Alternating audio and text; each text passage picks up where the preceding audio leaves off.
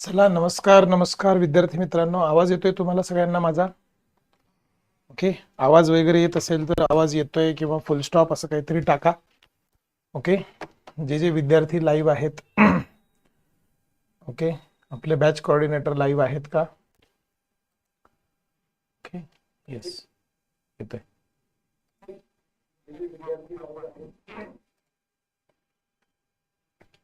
Okay. Hello बेटा सानिका, मला असं माहिती पडलं की काल तुम्हाला हे नव्हतं करता येत, तुम्हाला चॅट नव्हतं करतायत, त्याच्यामुळे तुम्ही उत्तर देऊ शकत नव्हतात. पण हरकत नाहीये, आज आता तुम्हाला सगळ्यांना उत्तर वगैरे देता येतील. ओके. येस, आपण आज जो अभ्यास करणार आहोत हा अभ्यास मी तुम्हाला काल प्रॉमिस केलं होतं त्याप्रमाणे मी तुम्हाला आज त्रिशूल बॅच मध्ये आपण सायन्स अँड टेक हा कंपोनंट कसा पूर्ण करणार आहोत ह्याची सगळी माहिती देणार आहे.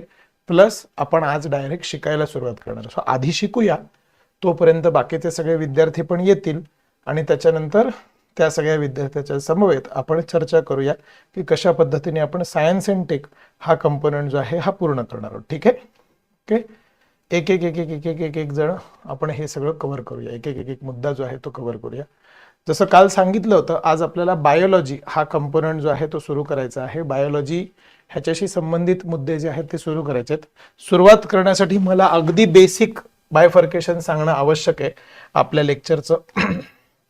आपले लेक्चर जे असणार आहेत हे एकूण टोटल 40 लेक्चर्स आहेत माझे, म्हणजे सायन्स अँड टेक या विषयाचे त्रिशूल बॅच मध्ये एकूण 40 लेक्चर होणार आहेत. 4040. त्याच्यातलं आत्ता राईट नाव पहिलं लेक्चर आहे आज जे आपण करणार आहोत ते. ओके. येस, ह्या 40 लेक्चर्सचं वर्गीकरण जे आहे हे सायन्सेसचे लेक्चर्स आणि टेकचे लेक्चर्स असं मी वर्गीकरण केलेलं आहे. टेकमध्ये आपण 5 तंत्रज्ञान कव्हर करणार आहोत. प्रत्येक तंत्रज्ञानाला 3-3 लेक्चर आहेत. असे टोटल 15 लेक्चर आपण टेकचे घेणार. ओके. येस, ह्याच्या व्यतिरिक्त सायन्स शिकत असताना सुद्धा काही टेकचा भाग होतो. आलं लक्षात? सायन्समध्ये आपल्याला फिजिक्स, केमिस्ट्री आणि बायोलॉजी असं पूर्ण वर्गीकरण आहे. आलं लक्षात? ओके. सो प्रत्यक्षात ते त्याच्यासाठी आधी लिहून टाकूया. करंट अफेअर्स जे आहेत हे current affairs, tech related current affairs, ह्याच्यासाठी तसे तर मी ठेवताना 3च लेक्चर ठेवतो आहे. आलं लक्षात? ओके. पण प्रत्यक्षामध्ये 3 लेक्चर सुद्धा कधी कधी जास्त होतील. आलं लक्षात? ओके. पण मी ठेवताना 3 लेक्चर इथे ठेवतो आहे, जेणेकरून हे 3 लेक्चर. ओके. आणि सायन्सेस जे आहेत ह्याच्यामध्ये फिजिक्स, केमिस्ट्री आणि बायोलॉजी. बायोलॉजी त्याच्यामध्ये सगळ्यात जास्त महत्वाचं असतं. आलं लक्षात? ओके. बायोलॉजीचे टोटल 10 लेक्चर्स होणार आहेत. आलं लक्षात? ओके. फिजिक्सचे 6 आणि केमिस्ट्रीचे 6 अशी बेसिक रचना आहे. अगदी चॅप्टर वाईज, म्हणजे लेक्चर नंबर 1 मध्ये काय होणार, लेक्चर नंबर 2 मध्ये काय होणार, असावाला कंपोनंट सुद्धा तुम्हाला पाहता येतो. आलं लक्षात? ओके. तो मी तुम्हाला नंतर प्रोव्हाइड करेन. ठीक आहे. आत्ता आपण बायोलॉजीचे जे लेक्चर्स आहेत 10 पैकी पहिल्या लेक्चरला आता सुरुवात करूया, कारण डेमो मध्ये तुम्हाला सगळ्यांना पहिलं लेक्चर जे आहे ते पाहताच येणार आहे. ओके. पण ह्याच्या व्यतिरिक्त मला तर अजून पण म्हणायचे की बायोलॉजीचे पुढचे काही लेक्चर्स आहेत त्याच्यामध्ये तर तुम्हाला खूप सारे फोटोज आणि इमेजेस जे आहेत ते पण बघायला मिळतात. ते पण बघूच या आपण. आता सुद्धा जमलं तर तुम्हाला बघायला मिळेलच ते सगळं. ओके. एक एक एक एक करूया. बायोलॉजीमध्ये आपल्यासाठी अत्यंत अजून एक छोटीशी सूचना ती पण आहे. लक्षात? ओके. जे जे विद्यार्थी युपीएससी साठी तयारी करत आहेत मराठीमध्ये, त्या विद्यार्थ्यांसाठी सुद्धा हे लेक्चर ॲज इट इज कामाचे असतील. जशाच तसा युपीएससीचा सुद्धा पूर्ण सिलेबस ह्याच्यामध्ये कव्हर होणार आहे. ओके. येस. बायोलॉजी जे आहे या बायोलॉजीमध्ये पहिला टॉपिक आपल्याला जो बघायचा आहे तो म्हणजे व्हॉट इज लिव्हिंग. असे टोटल बायोलॉजीमध्ये एकूण 13 चॅप्टर्स आहेत. हे 13 चॅप्टर्स आपण 10 लेक्चर्स मध्ये कव्हर करणार आहोत. आलं लक्षात? ओके. सो त्याच्यातला पहिला चॅप्टर जो आहे व्हॉट इज लिव्हिंग हा आपण सुरू करतो आहोत. ओके. सर तुम्ही इंग्लिशमध्येच लिहिणार आहात का सगळं? तर असं काहीही नाहीये. मी तुम्हाला जिथे जिथे मराठी शब्द महत्वाचे आहेत, आवश्यक आहेत, तिथे तिथे सगळे मराठी शब्द पण लिहून देणार. रादर मराठीत जास्त लिहिणार आहोत, कारण आपली त्रिशूल बॅच ही मराठी बॅच आहे. आलं लक्षात? Okay. Yes. So what is living किंवा सजीव म्हणजे काय, सजीव म्हणजे काय.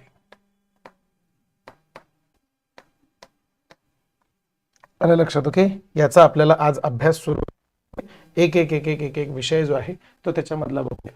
आलं लक्षात? ओके, मेजॉरिटीली आपण माइंड मॅप या स्वरूपामध्ये अभ्यास करणार आहोत, म्हणजे जेणेकरून उद्या चलून तुम्हाला परीक्षेत लेखी उत्तरं जरी लिहायची असली तरी तुम्हाला ती सगळी उत्तरं जी आहे ती लिहिता येतील.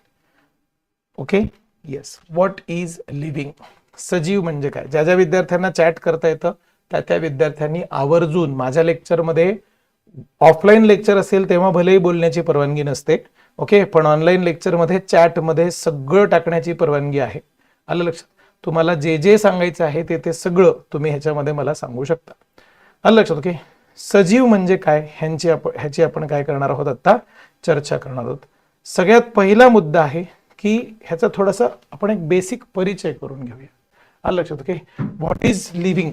आलं लक्षात? ओके, म्हणजे सजीव सृष्टी असा छोटासा टायटल टाकूया. माइंड मॅप आपण राईट हँडेड माइंड मॅप काढणार आहोत, त्या पद्धतीने तुम्ही तुमच्या नोट्स ज्या आहेत त्या बनवा. आलं लक्षात? ओके, सो सजीव सृष्टी.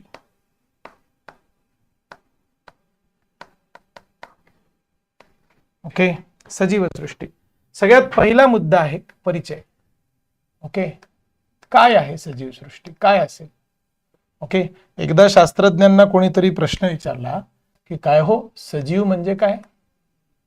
ओके, तर सजीव म्हणले लहानाचा मोठा होत जाणारा या निसर्गातील कोणताही घटक म्हणजे सजीव. आलं लक्षात? काय आहे? लहानाचा मोठा होत जाणारा कोणताही घटक म्हणजे सजीव. आता तुम्ही जर जिओग्राफी शिकला असाल तर जिओग्राफीमध्ये वाळवंटामध्ये वाळूचा असा ढीग असतो. ओके, वाऱ्याने वाळू येऊन अजून ह्याच्यावरती पडत असते, हा ढीग हळूहळू हळू मोठा होत जातो. मग शास्त्रज्ञांना कोणीतरी विचारलं काय हो, हा वाळूचा ढीग हळूहळू लहानाचा मोठा होत जातोय, मग हा सजीव आहे का? बरोबर आहे की नाही? ओके, हा वाळूचा ढीग जो आहे हा काय होत जातोय, लहानाचा हळूहळू मोठा होत जातोय, मग हे सजीव आहे का? शास्त्रज्ञ म्हणाले नाही. म्हणजे लहानाचा मोठा होत जाणे हा काही सजीवांचाच फक्त एकट्याचा गुणधर्म आहे असं म्हणता येत नाही. आलं लक्षात? Okay, yes. मग शास्त्रज्ञांनी दुसरी व्याख्या काढली, म्हणे लहानांचा मोठा होत जाणार, ही व्याख्या बरोबर बसली नाही, म्हणून आता आम्ही दुसरी व्याख्या करतो आहोत. हालचाल करणारी कोणतीही गोष्ट सजीव असते. आलं लक्षात? ओके, काय आहे? हालचाल करणारी कोणतीही गोष्ट जी आहे ती काय असते? सजीव असते. आलं लक्षात? Okay, yes. मग शास्त्रज्ञांना दुसऱ्या लोकांनी प्रश्न विचारला की आमच्या काय म्हणतात त्याला घराच्या पाठीमागे तर काय म्हणतात त्याला ह्याची विहीर आहे आणि त्या विहिरीच्या तिथे ती ही लावलेली आहे, मोठ लावलेली आहे, ती हालचाल करते, गोल गोल गोल गोल गोल गोल फिरत राहते. आलं लक्षात? मोठ कळते ना तुम्हाला, अशी दिसत असते, मोठी असते. आलं लक्षात? विहिरीतून पाणी उपसण्यासाठी ती मोठ लावलेली असते, ह्याचा ऍक्च्युली धागा लंबा असतो. ओके, धागा म्हणजे तो पट्टा लंबा असतो, लांब असतो. आलं लक्षात? ओके, सो मोठ लावलेली हालचाल करते. शास्त्रज्ञांना म्हणलं की हा हालचाल करते, ह्याला सजीव म्हणायचं का? शास्त्रज्ञ म्हणले नाही, हालचाल जरी करत असेल तरी सजीव नाही. म्हणजे मग हालचाल करते ही वाली व्याख्या सुद्धा काय आहे? रॉंग आहे. बरोबर आहे की नाही? ओके, मग अनेक व्याख्या त्यांनी तयार केल्या आणि त्या प्रत्येक व्याख्येला काही ना काही अपवादच आहे. लक्षात? काही शास्त्रज्ञ म्हणाले ज्यांच्या शरीरामध्ये रासायनिक क्रिया घडतात ते सजीव, मग त्याच्यामध्ये सुद्धा खूप साऱ्या गोष्टी नाही. मग आपण असं म्हणायचं का की मी एक काय करतो, एक असा डब्बा तयार करतो अशा आकाराचा, बीकरच्या आकाराचा, त्या डब्याला झाकण करून टाकतो ना, आतमध्ये केमिकल रिॲक्शन करतो, मग ह्या पूर्ण सिस्टीमला सजीव म्हणायचं का लगेच? शास्त्रज्ञांनी सांगितली व्याख्या नाही. म्हणजे सजीव सृष्टी जी आहे या सजीव सृष्टीला डिफाईन करणं हे शास्त्रज्ञांसाठी खरं तर थोडंसं जिकिरीचं काम आहे. आलं लक्षात? ओके, येस, आहे की नाही? म्हणजे काय? मग शास्त्रज्ञांनी सांगितले की कुठली तरी एक व्याख्या सांगण्याच्या ऐवजी निदान आपण आता असं ठरवूया की सजीवांचे गुणधर्म काय असतात. आलं लक्षात? सजीव कोणाला म्हणायचं हे आपण नंतर बघूया. जे आपल्याला माहिती आहे जे सजीव आहेत की हा सजीव आहे, फॉर एक्झाम्पल कुठलाही माणूस हा सजीव आहे, कुठलाही प्राणी हा सजीव आहे, कुठलीही वनस्पती हे सजीव आहेत, कुठलेही बॅक्टेरिया हे सजीव आहेत.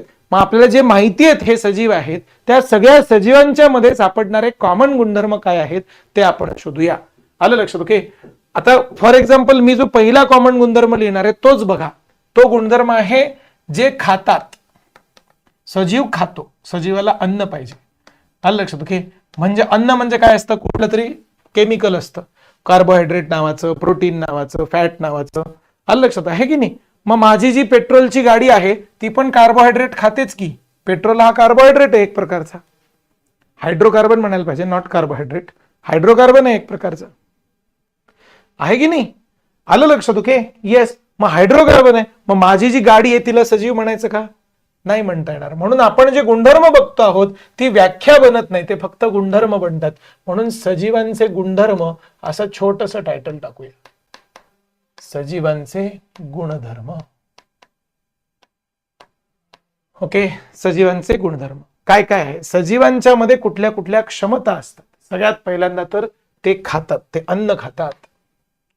लक्षात, सजीव जे आहेत ते काय करतात? अन्न खातात. छोटं हो की बाबा.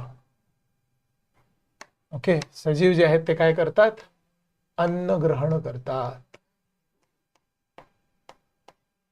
ओके, सजीव जे आहेत ते काय करतात? अन्न ग्रहण करतात. सोपा आहे मुद्दा, हा लक्षात. ओके, दुसरा काय गुणधर्म आहे? सजीव जे आहेत हे हळूहळू मोठे होतात. ओके, मोठे होतात. They grow. सर इंग्लिश मध्ये पण सांगा, they eat. All living beings eat, they grow. Okay, त्याच्यानंतर तिसरा गुणधर्म आहे दे रिस्पायर. ते श्वसन करतात. आलं लक्षात? ओके, ते काय करतात? ते रिस्पायर, श्वसन करतात.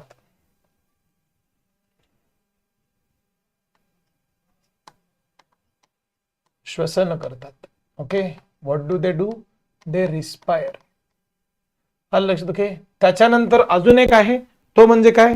They reproduce. आलं लक्षात? ओके, ते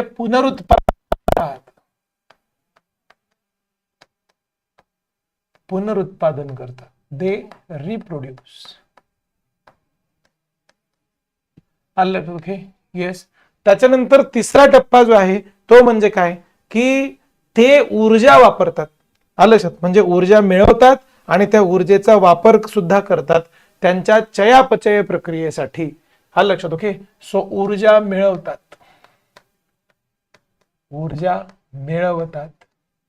दे प्रोक्यूर एनर्जी. ओके, दे प्रोक्यूर,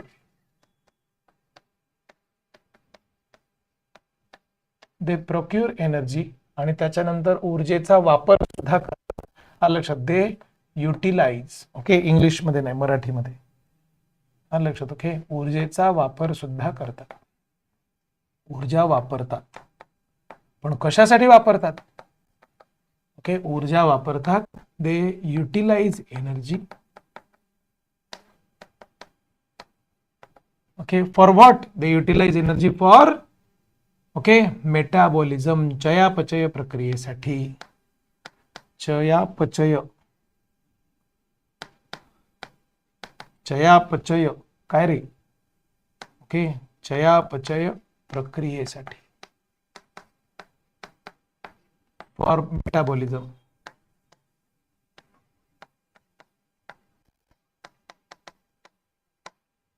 ठीक आहे, लक्षात. सजीव काय आहेत, त्यांचे गुणधर्म काय आहेत, हे आम्हाला शॉर्ट मध्ये लक्षात आलेलं आहे. उद्या चलून जर गरजच पडली तर आपल्याला ते वर्णन त्यांचं करता येईल. आलं लक्षात? ओके, बरोबर आहे की नाही? ओके, पण सर हे सजीव जे आहेत ह्या सजीवांच्या मध्ये वर्गीकरण कसं करता येईल? आलं लक्षात? Okay, yes. किंवा हे सजीव जे आहेत ह्यांचे गुणधर्म तर तुम्ही आम्हाला सांगितले. आलं लक्षात? ओके, त्यांच्यामध्ये कोणकोणते गुणधर्म म्हणायच्या ऐवजी आपण क्षमता, सजीवांच्या क्षमता असं टाकून देऊया, थोडं चेंज करूया ह्याला.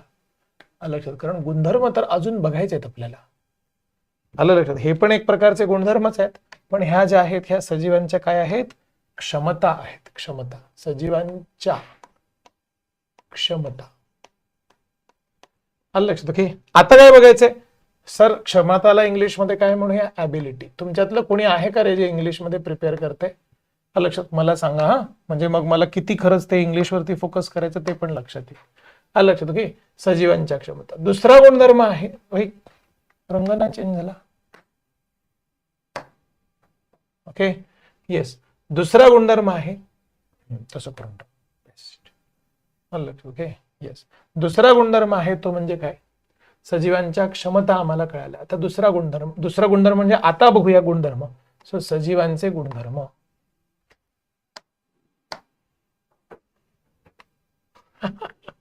ओके येस, हरकत नाही. आलं लक्षात. ओके येस, सजीवांचे गुणधर्म.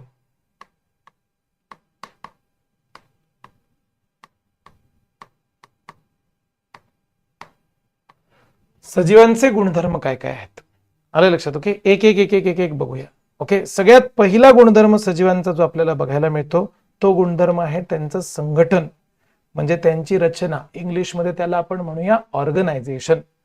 आलं लक्षात. ओके सो सजीवांचे जे गुणधर्म आहेत हे गुणधर्म समजून घेण्यासाठी पहिला मुद्दा जो आहे तो आपल्याला बघायचा आहे तो म्हणजे त्यांची संघटन. आलं लक्षात. ओके येस, सजीव कसे असतात, वेगवेगळ्या स्तरांचे असतात, संमिश्र असतात. आलं लक्षात. एक पेशीय अनेक पेशीय असतात. आलं लक्षात. त्याच सजीवांच्या पेशींचं पुढे ऊतींमध्ये रूपांतर होतं. त्याच ऊती जे आहेत त्यांचं अवयव बनतं. त्याच अवयवांचे पुढे सिस्टीम म्हणजेच प्रणाली बनते. आलं लक्षात. समजून सांगतो मी, उदाहरणासह समजून सांगतो. आलं लक्षात. ओके सो सजीवांचा पहिला गुणधर्म आहे ऑर्गनायझेशन. आलं लक्षात. ओके काय आहे ऑर्गनायझेशन म्हणजे संघटना. आलं लक्षात. ओके सजीवांचं जे शरीर असतं, आलं लक्षात. ओके हे पूर्ण शरीर जे आहे हे संघटनात्मक पद्धतीने काम करत असतं सर्व सजीवांचं, फक्त आपलंच म्हणून नाही. आलं लक्षात. ओके आपण जेव्हा बायोलॉजी शिकतो आहोत आपण तेव्हा पूर्ण बायोलॉजी शिकणार आहोत. आलं लक्षात. ओके सो ऑर्गनायझेशन हा पहिला गुणधर्म आहे सजीवांचा. आलं लक्षात. Okay yes. सो काही सजीव जे आहेत ते साधे सिंपल सजीव असतात. आलं लक्षात. ओके येस, त्यांची जटिलता किती जास्त आहे किंवा कमी आहे त्यानुसार सजीव वर्गीकृत होतात. आलं लक्षात. ओके अनेक सजीव एक पेशीय असतात, अनेक पेशीय असतात.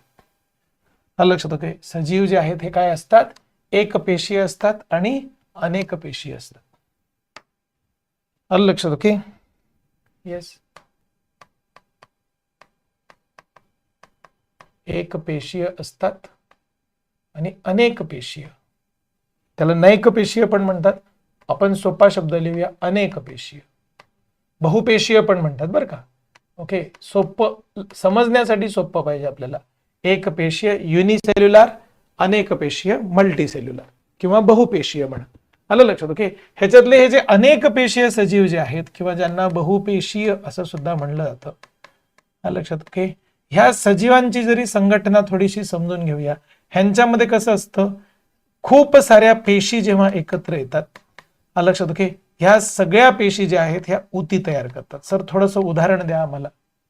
आलं लक्षात. Okay okay yes. Okay so खूप साऱ्या पेशी जेव्हा एकत्र येतात त्याच्यापासून ऊती तयार होतात. एक्झाम्पल घेऊया. आलं लक्षात. ओके आपल्याच शरीरामध्ये बघा, मानवी शरीरामध्ये आता हा माझा हात आहे. आलं लक्षात. ओके या हाताच्या वरती तुम्हाला स्किन दिसते बरोबर आहे. ओके या स्किनचा जर आपण असा छोटासा सॅम्पल घेतला आणि मायक्रोस्कोप खाली बघितलं तर त्याच्यामध्ये तुम्हाला खूप साऱ्या अशा सारख्या सेम पेशी ज्या आहेत त्या सापडतील. म्हणजे आपण असं म्हणताना म्हणूया का की खूप साऱ्या पेशी एकत्र आल्या आणि त्यांनी एक ऊती टिश्यू तयार केलं. आलं लक्षात. पेशीला इंग्लिशमध्ये सेल असं म्हणतात. ओके आणि उशीला इंग्लिशमध्ये टिश्यू असं म्हणतात. आलं लक्षात. ओके येस समजताय, लक्षामध्ये येते. ओके प्रत्येकच वेळी असं नाहीये की एका टिश्यू मध्ये सगळ्याच पेशी सारख्याच असल्या पाहिजे असं काही नाहीये. कधी कधी काही टिश्यू असे असतात की त्यांच्यामध्ये भिन्न भिन्न पेशी सुद्धा असू शकतात पण तो टिश्यूच असतो. आलं लक्षात. ओके सो पेशींचा समूह आपण असं म्हणूया की ठराविक उद्देशाने काम करणाऱ्या पेशींचा समूह म्हणजे ऊती. ज्यांना लिहायचंय त्यांनी पेन्सिलने लिहा बरं का. ज्यांना लिहायचंय त्यांनी वही पेन जे आहे ते काढून ठेवा. आलं लक्षात. सानिकांनी जसं फुल स्टॉप टाकलाय तसा फुल स्टॉप टाका. तुम्हाला काहीही शंका असतील तरी मला विचारा. उदाहरणार्थ मला असं वाटतं की आता तुम्ही विचारायला पाहिजे होतं की सर पेशी किंवा ऊतीची व्याख्या काय आहे. आलं लक्षात. मी जस्ट सांगितली तुम्हाला एकाच उद्देशाने कार्य करणाऱ्या पेशींचा समूह किंवा थोडंसं त्याच्यामध्ये चेंज करूया, एकाच उद्देशाने सामूहिकरित्या कार्य करणाऱ्या पेशींचा समूह त्याला काय म्हणतात ऊती. अशा खूप साऱ्या ऊती वेगवेगळ्या प्रकारच्या ऊती ज्या आहेत ह्या एकत्र येतात. आलं लक्षात. ओके, आणि या उती एकत्र आल्यानंतर जे तयार होतं त्याला आपण म्हणतो, काय म्हणूया, अवयव. आलं लक्षात. ओके, येस, अनेक उती एकत्र येतात आणि अवयव तयार होतो. ओके, त्याला इंग्लिश भाषेमध्ये ऑर्गन असं म्हणूया. ओके, अनेक अवयव एकत्र येते आणि प्रणाली तयार होते, प्रणाली. ओके, किंवा संस्था असं पण म्हणतात त्याला, प्रणाली नका घेऊया, प्रणाली बाकीच्या बाबतींमध्ये असतं. आलं लक्षात. ओके, मराठीमध्ये आपण लिहूया संस्था. संस्था तयार होते, इंग्लिशमध्ये त्याला म्हणतात सिस्टीम.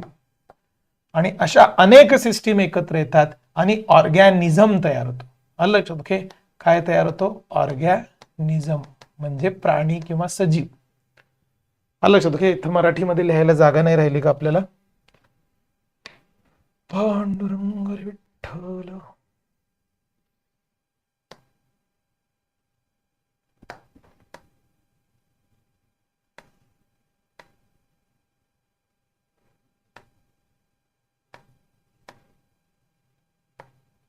काय रे, एवढ्या वेळात तर माझं 4दा बाण काढून झालं असतं. ओके, येस, चला सर, काय आहे, सजीव तयार होतो, सजीव. थोडंसं उदाहरणासोबत जाऊया का. ओके, उदाहरणार्थ पेशींची काही उदाहरणं जर तुम्हाला हवी असतील तर ती उदाहरणं लिहून घ्या ज्यांना हवी आहेत त्यांनी. आलं लक्षात. ओके, पेशींची काही उदाहरणं, कसल्याही पेशी असो, मानवी शरीरातल्याच पेशींची उदाहरणं घेऊया. उदाहरणार्थ for example WBC, okay, RBC, ह्या काय आहेत, पेशी आहेत. ओके, टिश्यूंची उदाहरणं घेऊया. वेगवेगळ्या प्रकारचे टिश्यूज असतात, त्या टिश्यूंचे सुद्धा प्रकार असतात, उतींचे प्रकार असतात, कनेक्टिव्ह टिश्यू वगैरे वगैरे टाईपचे. आलं लक्षात. ओके, येस, आहे की नाही. सो टिश्यू असतात, अनेक प्रकारचे उती असतात.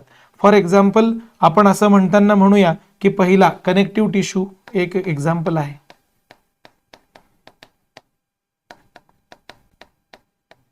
ओके, अशा अनेक प्रकारचे टिश्यूज असतात, त्यांच्यापासून एखादा अवयव तयार होतो. उदाहरणार्थ फॉर एक्झाम्पल, उदाहरणार्थ जठर हा एक अवयव आहे. आलं लक्षात. ओके, त्याला स्टमक म्हणतात इंग्लिशमध्ये. आलं लक्षात. ओके, जठरच्या नंतर स्मॉल इंटेस्टाईन, लार्ज इंटेस्टाईन हे सगळे काय आहेत, अवयव आहेत. स्मॉल इंटेस्टाईन, लार्ज इंटेस्टाईन हे सगळे काय आहेत, अवयव आहेत. ओके, त्याच्यानंतर ह्या सगळ्या अवयवांपासून, आता हेच म्हणून नाही, आता मी मुद्दाम उदाहरण घेताना तसे घेतोय, अजून पण देता येतील उदाहरणं, पण अशा या सगळ्या अवयवांपासून फॉर एक्झाम्पल टंग हा एक अवयव आहे, थ्रोट हा एक अवयव आहे. त्यात टंग, शरीराच्या म्हणजे त्या तोंडाच्या आतमध्ये असलेल्या लाळ ग्रंथी जे आहेत हे वेगवेगळे अवयव आहेत, पण या सगळ्या अवयवांपासून एकत्र होऊन काय तयार होते, पचन संस्था, डायजेस्टिव्ह सिस्टीम. लक्षात. सो एक्झाम्पल आहे पचन संस्था. Okay, digestive system. आता समजा आपण असं उदाहरण घेतोय तर इथे कनेक्टिव्ह टिश्यू हे एक्झाम्पल रॉंग होऊन जाईल. तुम्हाला असं नको वाटायला की हे सगळे अवयव कनेक्टिव्ह टिश्यू पासून झालं. कनेक्टिव्ह टिश्यूचं उदाहरण आहे रक्त.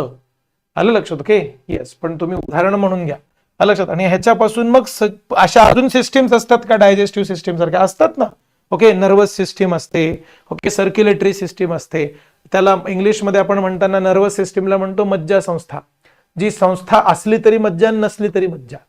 आलं लक्षात, म्हणून मज्जा संस्था. आलं लक्षात. ओके, त्याच्यानंतर दुसरी संस्था आहे अशाच प्रकारची रक्ताभिसरण संस्था. तिसरी संस्था एक्सक्रिटरी सिस्टीम. अशा अनेक सिस्टीम्स आहेत.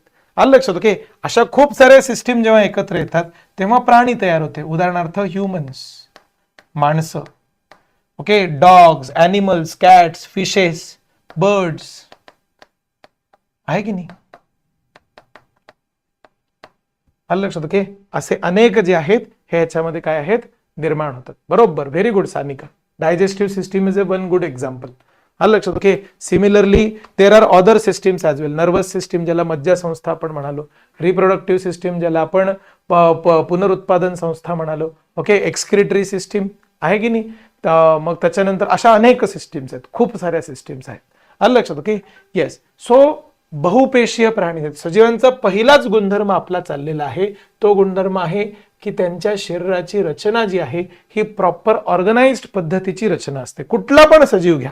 हा एवढंच आहे की काही सजीव माणसासारखे असतात, एक्स्ट्रीमली कॉम्प्लेक्स ऑर्गनायझेशन असतं. काही सजीव खूपच सिंपल असतात, स्पॉन्जेस. स्पंज नावाचा एक सजीव आहे. आलं लक्षात, ओके. त्याच्या अख्ख्या शरीरामध्ये एकच प्रकारची पेशी असते, अख्खं शरीर एकच टिश्यू आहे. ओके, त्यांच्याकडे रक्ताभिसरण संस्था विंस्था असलं काही नाही. अभिसरण होत नाही का? अभिसरण होतं, ओके, पण ते नॅचरली होतं. आलं लक्षात, एकदम सिंपल प्राणी पण असतात. आलं लक्षात, ओके. आणि एकदम कॉम्प्लेक्स माणसासारखे प्राणी पण असतात. आलं लक्षात, ओके. विचार करा तुम्ही. ओके सर, समजतंय, लक्षामध्ये पण येते की अशा पद्धतीचा पहिला गुणधर्म आहे तो म्हणजे काय, की ऑर्गनायझेशन म्हणजे काय आहे, सगळे सजीव जे आहेत हे सजीव काय तयार होतात, बहुपेशीय सजीव जे आहेत ते निर्माण होतात. आलं लक्षात, ओके. ऑर्गनायझेशन. त्याच्यानंतर दुसरा जो भाग आहे, दुसरा गुणधर्म जो आहे तो गुणधर्म घेऊया. सर दुसरा गुणधर्म काय, आता इथं जागा नाही राहिली दुसरा गुणधर्म लिहायला, पुढच्या पानावरती जायला पाहिजे. पण जे विद्यार्थी वहीमध्ये लिहित असतील त्यांनी इथे कंटिन्यू करायचं आणि ह्याला जसं 1 नंबर टाकलं तसं ह्याला आता इथे 2 नंबर टाकायचं. माझ्याकडे जागा नाही म्हणून मी दुसऱ्या पानावरती चाललो. ठीक आहे, आलं लक्षात, ओके. येस, दुसरा गुणधर्म आलं लक्षात, ओके. येस, काय सर दुसरा गुणधर्म? दुसरा गुणधर्म आहे ते म्हणजे त्यांना सेन्सिटिव्हिटी असते. आलं लक्षात, ओके. सेन्सिटिव्हिटी म्हणजे म्हणजे काय म्हणतात त्याला मराठीमध्ये, आपण त्याला असं म्हणूया की संवेदनशीलता असते. आलं लक्षात, ओके. त्यांना सेन्सेस असतात सोप्या शब्दांमध्ये. आलं लक्षात, ओके. Yes sir. सो सजीव जे आहेत यांना संवेदनशीलता असते,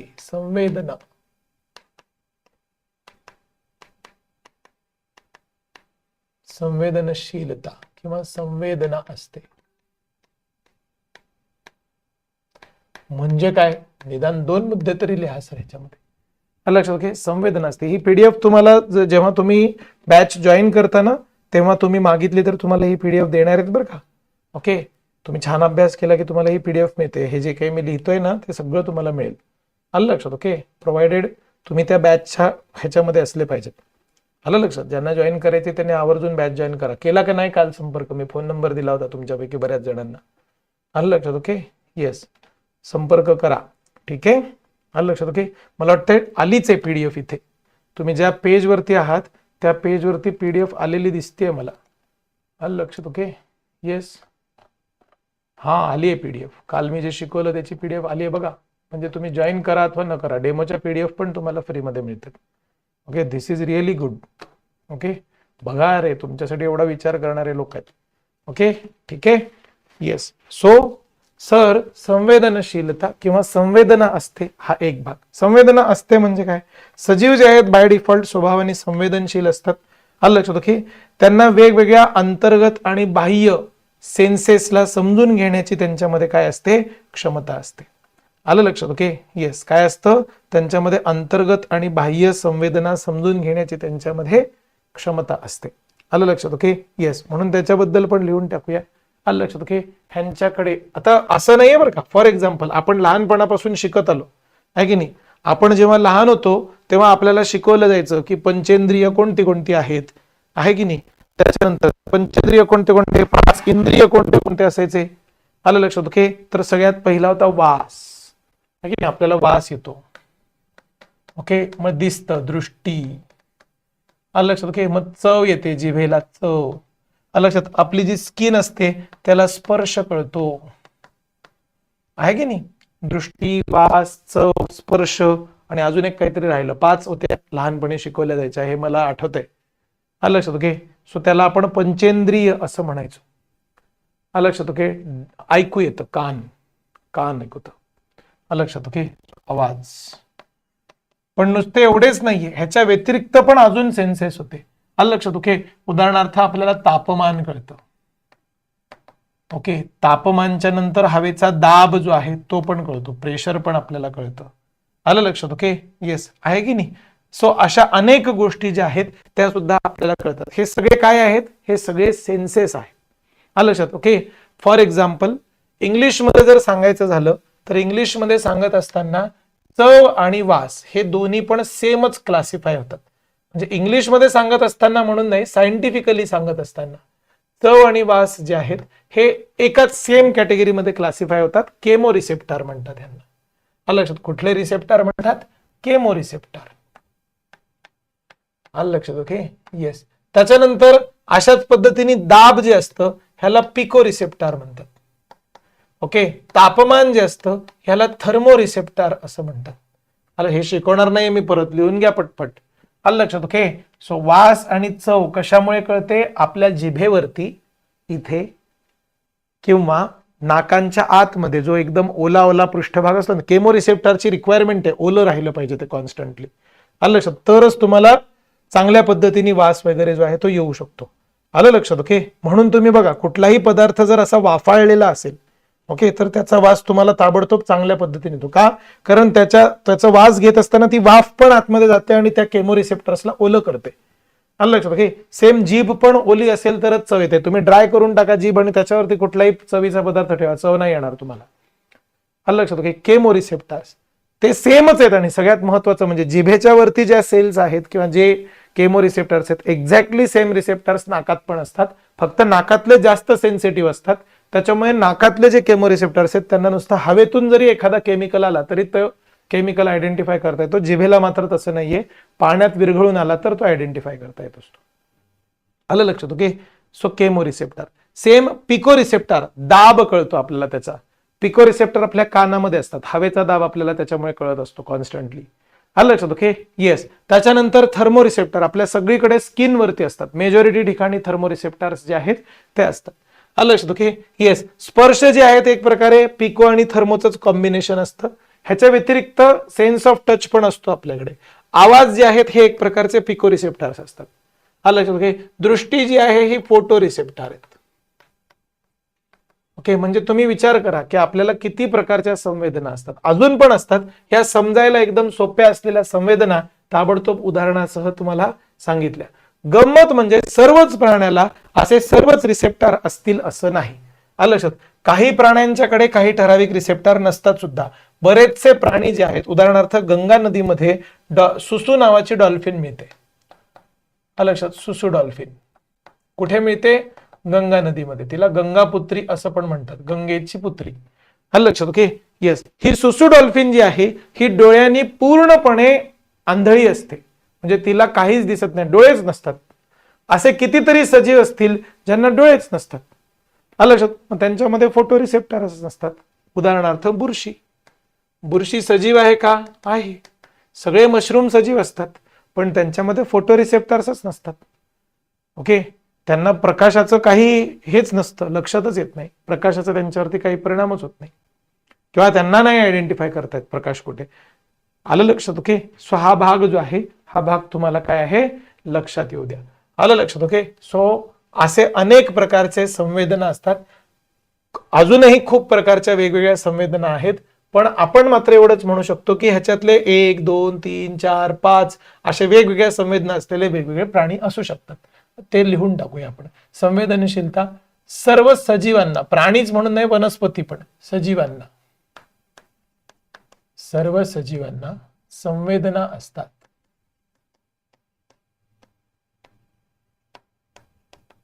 आणि मोस्ट ऑफ दी सजीव त्या संवेदनांना प्रतिक्रिया पण देतात. सगळ्यात महत्वाचं म्हणजे. आलं लक्षात. ओके, येस सर, समजलं आम्हाला. सो काय आहेत? अंतर्गत आणि बाह्य संवेदना असतात. त्याच्यामध्ये परत 2 प्रकार आहेत, अंतर्गत आणि बाह्य. आलं लक्षात. Okay, internal and external. अशा संवेदनांना सर्व सजीव प्रतिक्रिया पण देतात. इंग्लिशमध्ये त्याला आपण म्हणतो they respond to various stimuli, may those be internal or external. अंतर्गत किंवा बाह्य अशा कोणत्याही प्रकारच्या संवेदनांना ते प्रतिक्रिया पण देतात. आलं लक्षात. मी सोप्या शब्दांमध्ये लिहितो, ते प्रतिक्रिया पण देतात. ओके, सजीव जे आहेत हे सर्व प्रकारच्या संवेदनांना काय करतात? प्रतिक्रिया देतात. हे लक्षात घ्या. आलं लक्षात. ओके, येस सर, समजलं आम्हाला. तिसरा गुणधर्म. तर दुसरा गुणधर्म आम्हाला समजला. पहिला गुणधर्म काय होता? पहिला गुणधर्म होता त्यांची शरीर रचना जी आहे ही काय असते? एक विशिष्ट प्रकारचं ऑर्गनायझेशन, विशिष्ट प्रकारचं, मराठीमध्ये त्याला आपण म्हणूया की त्यांचं संघटन असतं. शरीर रचना जी आहे हे कशी असते? संघटन असतं. बाणाचं न पाहिजे का? संघटन, बाणाचं न, संघटन, संघटन. ओके, काय रे? आलं लक्षात. ओके, तिसरा गुणधर्म. दुसरा गुणधर्म छोटाच होता का हो सर? छोटाच होता, एक्सप्लेनेशन मोठं होतं, पण लिहायचा मुद्दा छोटाच होता. तिसरा गुणधर्म आहे की ते पुनरुत्पादन करतात, दे डू रिप्रोडक्शन. लक्षात, सजीवांचा गुणधर्म आहे बाय डिफॉल्ट. ओके, सो ते पुनरुत्पादन करतात. अन्यथा सजीव असण्याचा काय म्हणजे मुद्दाच नाही ना. तुम्ही आहात आणि तुमच्यासारखा दुसरा तुम्ही तयारच केला नाही, तर तुम्ही जेव्हा मराल तेव्हा तुम्हीच नष्टच होऊन जाल, ही प्रजातीच नष्ट होऊन जाईल. ह्याला सजीव म्हणता येत नाही. सो पुनरुत्पादन हे जे आहे हे अत्यंत महत्वाचा काय म्हणतात त्याला गुणधर्म आहे. सो पुनरुत्पादन, इंग्लिशमध्ये त्याला म्हणूया रिप्रोडक्शन. हा पण काय आहे सजीवांच्या मध्ये एक महत्वाचा गुणधर्म आहे असं आपल्याला म्हणता येईल. लक्षात ओके. येस, सोपी व्याख्या आहे रिप्रोडक्शनची, ability to divide and produce offspring. Okay, स्वतःचं विभाजन करून स्वतः सारखे दिसणारे अन्य सजीव निर्माण करण्याची क्षमता. ओके, त्याला आपण म्हणतो ॲबिलिटी ऑफ रिप्रोडक्शन किंवा कॅरेक्टरिस्टिक्स ऑफ रिप्रोडक्शन. या रिप्रोडक्शन मध्ये दोन टाईपचं रिप्रोडक्शन असतं. एक असतं असेक्शुअल, लक्षात ओके, अलैंगिक प्रजनन, आणि दुसरं असतं त्याला म्हणतात लैंगिक प्रजनन. आलं लक्षात ओके. दोन्ही लिहून टाकूया. पुनरुत्पादन, सर्व सजीवांमध्ये दोन्ही टाईपचं प्रजनन होऊ शकतं का, तर खरं सांगायचं झालं तर येस होऊ शकतं, पण ते नैसर्गिकरित्या आणि अनैसर्गिकरित्या असं. तुम्ही म्हणाल सर काय बोलताय तुम्ही, माणसांच्या मध्ये अलैंगिक प्रजनन होतं का, ओके, तर नैसर्गिकरित्या नाही. ओके, पण क्लोनिंग नावाची प्रक्रिया आहे, क्लोनिंग. ओके, क्लोनिंग नावाची प्रक्रिया आहे. त्या क्लोनिंग नावाच्या प्रक्रियेमध्ये मात्र एका माणसासारखा दिसणारा दुसरा माणूस तयार करता येतो. आजपर्यंत कोणी तयार केला नाहीये, पण शेळी तयार केली आहे तशी, डॉली नावाची केली होती म्हणजे. लक्षात ओके. सो ते अलैंगिक प्रजननाचा प्रकार आहे. आपल्या मायथॉलॉजीमध्ये पण तशी स्टोरी आहे म्हणा, रक्तबीजक नावाची एक स्टोरी आहे. लक्षात ओके. त्या रक्तबीजकाच्या रक्ताच्या एका थांबापासून दुसरा नवा राक्षस त्याला तयार करता येत असतो. लक्षात ओके. येस, सो रक्तबीजक हे एक प्रकारचं काय आहे अलैंगिक. पण माणूस करेल का, म्हणजे माणसांमध्ये अलैंगिक प्रजनन होतं का असा प्रश्न विचारला तर नाही म्हणायचं, कारण नैसर्गिकरित्या होत नाही. दुसरा प्रकार असतो लैंगिक प्रजनन, दोन्ही पण लिहूया. लक्षात, अलैंगिक प्रजनन, ओके, त्याला असेक्शुअल रिप्रोडक्शन, आणि लैंगिक प्रजनन सेक्शुअल रिप्रोडक्शन असं म्हणतात. लक्षात ओके. अलैंगिक प्रजनन जे आहे त्याचे थोडेसे डिटेल्स घेऊयात. असेक्शुअल रिप्रोडक्शन जे आहे ह्याच्यामध्ये काय असतं, एकच पालक असतो. It involves only one parent. लक्षात ओके. एकच पालक. खरं तर पालक हा शब्द नाही म्हणायला पाहिजे, एकच जन्मदाता म्हणायला पाहिजे. Okay, it involves only one parent. लक्षात ओके, एकच पालक असतो. दुसरा अजून मुद्दा सांगा त्याच्यामध्ये. दुसरा मुद्दा असा आहे की जे जन्माला येणारे ऑफस्प्रिंग, ऑफस्प्रिंग म्हणजे अपत्य, जे जन्माला येणारे अपत्य असतात, हे अपत्य हे अगदी जेनेटिकली सुद्धा आपल्या पालकाला जशास तसे मॅच करत असतात. So they are genetically alike असं म्हणूया.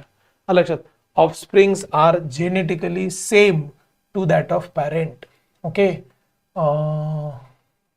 अपत्य, अपत्य हे जनुकीय दृष्ट्या देखील, जनुकीय दृष्ट्या देखील, ओके, अपत्य जनुकीय दृष्ट्या देखील, ओके, काय असतात, पालकांसारखे असतात. पालकांसारखे, पालकांची नक्कल असतात.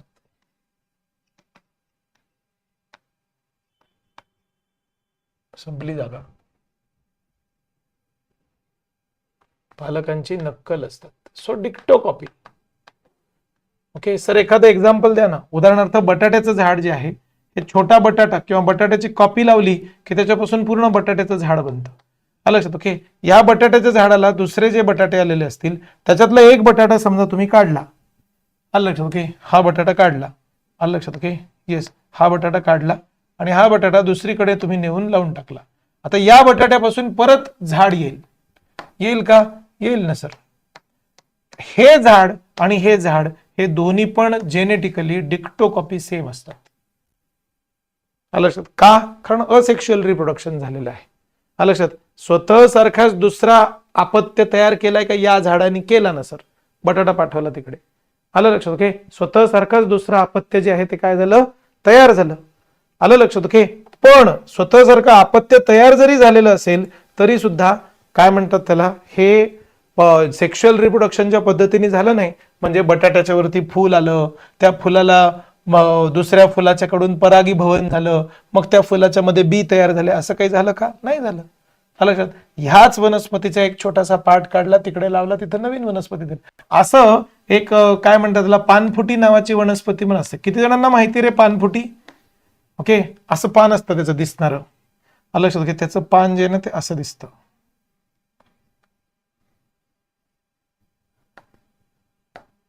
आणि ह्याच्या प्रत्येक जॉईंट मधून छोटं छोटं छोटं छोटं झाड येतं. जर हे पान जर जमिनीत टाकून दिलं ना तुम्ही, या प्रत्येक जॉईंट मधून एक छोटं छोटं छोटं छोटं झाड येतं.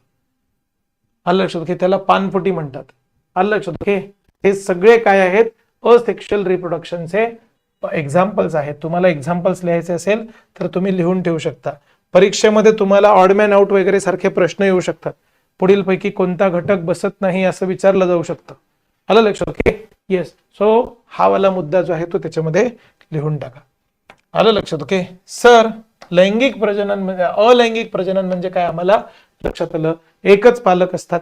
आलं लक्षात? ओके. त्याच्यानंतर नुसतं एवढंच नाहीये, तर दुसरा अजून एक भाग जो आहे तो म्हणजे काय, की ते म्हणजे अपत्य जे आहे हे पालकांना जशाच तसं जनुकीय दृष्ट्या मॅच करत असतं. आलं लक्षात? ओके. त्याच्यानंतर तिसरी जी गोष्ट आहे, तिसरी गोष्ट अलैंगिक प्रजननामध्ये म्हणजे ते उदाहरण पण तुम्हाला सांगून टाकले. आलं लक्षात? ओके. तरी लिहिण्यासाठी एक उदाहरण तुम्ही लिहून घ्या इथे. उदाहरण. ओके. येस. काय आहे? बॅक्टेरिया, सूक्ष्मजीव. सूक्ष्मजीव, सूक्ष्म झालं ते. सूक्ष्मजीव मध्ये होणारे पेशी विभाजन.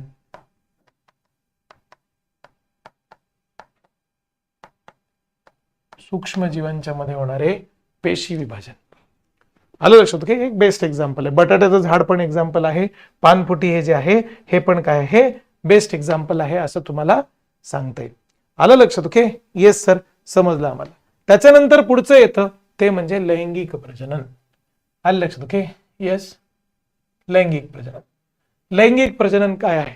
लैंगिक प्रजनन म्हणजे काय, तर बाय अँड लार्ज कुठला पण सजीव असेल त्या सजीवांचे दोन प्रकार होतात. आता फॉर एक्झाम्पल माणूस आहे. ओके. माणसाचे दोन प्रकार होतील. एक आहे पुरुष नावाचा माणसाचा प्रकार आहे आणि एक आहे स्त्री नावाचा माणसाचा प्रकार आहे. सेम टू सेम पपईचं झाड आहे. आलं लक्षात? ओके. पपईच्या झाडामध्ये सुद्धा पुल्लिंगी पपईचं झाड वेगळं असतं, स्त्रीलिंगी पपईचं झाड वेगळं असतं. आलं लक्षात? असे अनेक आहेत. आलं लक्षात? फक्त पपईच नाही, असे अनेक वनस्पती पण आहेत आणि प्राणी पण आहेत. प्रत्यक्षामध्ये हे आता लैंगिक प्रजनन म्हणजे काय, मग आपण काय लिहायचं इथे? आलं लक्षात? ओके. खूप सोपं आहे. जसं वरती लिहिलं की एकच पालक आहे. आलं लक्षात? ओके. त्याच पद्धतीने आपण खाली इथं लिहून टाकूया दोन पालक. आलं लक्षात? ओके. येस. काय असतात? दोन पालक. पण तुम्हाला सगळ्यांना नेहमी प्रश्न पडला पाहिजे की निसर्गाने ऑलरेडी एक रिप्रोडक्शनची व्यवस्था असताना दुसरी रिप्रोडक्शनची व्यवस्था कशासाठी निर्माण केली? तर प्रत्यक्षामध्ये होतंय काय, पहिल्या व्यवस्थेमध्ये काय होतंय, ऍज इट इज क्लोन तयार होत आहेत पालकांचे. म्हणजे व्हरायटी काही तयार होतीये का? नाही. समजा निसर्गामध्ये काही बदल झाला, पर्यावरणामध्ये काही बदल झाला, तर त्या बदलाला ऍडजस्ट करण्यासाठी काही अनुकूलन होतंय का? नाही होते. इथे मात्र ती पॉसिबिलिटी आहे. New traits can be formed. नवीन गुणधर्म, नवीन गुणधर्म, क्षमता यांची निर्मिती होऊ शकते. यांची काय होऊ शकते? निर्मिती होऊ शकते. ओके. पण नुसतं तेवढंच नाही, त्याच्यामध्ये अजून एक आहे, उत्क्रांतीसाठी हे अत्यंत आवश्यक आहे. लक्षात घे, उत्क्रांतीसाठी अत्यंत आवश्यक.